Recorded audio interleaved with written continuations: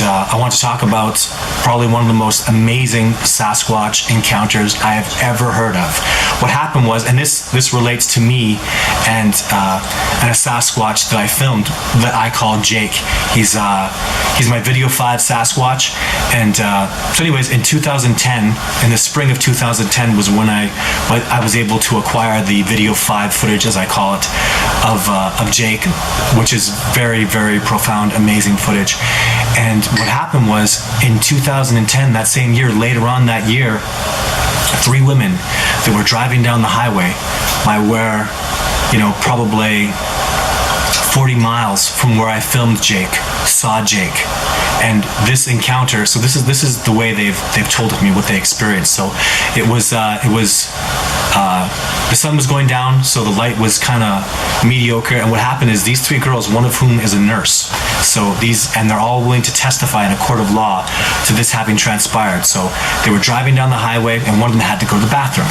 So she proceeded to go out to the bathroom, and this is like highway in the wilderness. This is a crazy, in fact, I'm not going to even pull any punches about it. It's the Kootenai Highway, where Sasquatch are very, very famous.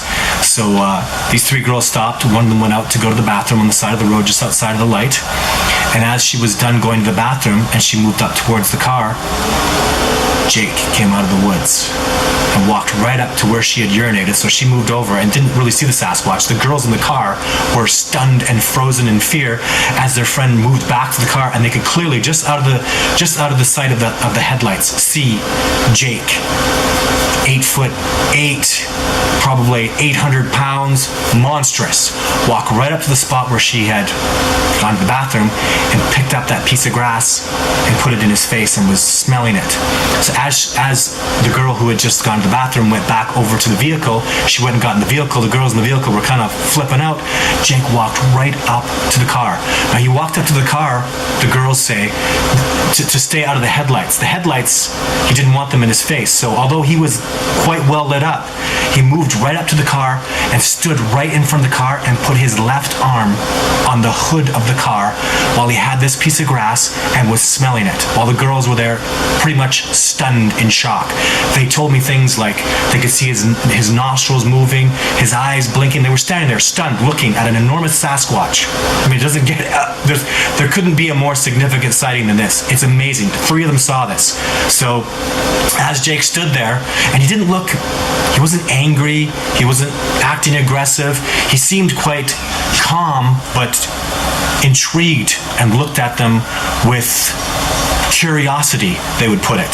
So he stood there and smelled this piece of earth that he'd torn out of the ground, looking at these girls. And so after they calmed down for a minute and got their senses, the girl that was driving put it in reverse, backed up, and Jake just stood there, backed up until the headlights came close to his head. He put his arm over his head, stepped back into the bush, turned his back on them, and she put it in drive and drove away. And as they drove away, he turned back and looked at them again. But we're talking about a Sasquatch sighting. I mean, they were 5 yards away from him.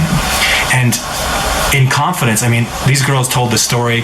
Nobody believes them. Everybody thinks they're crazy and that they're liars.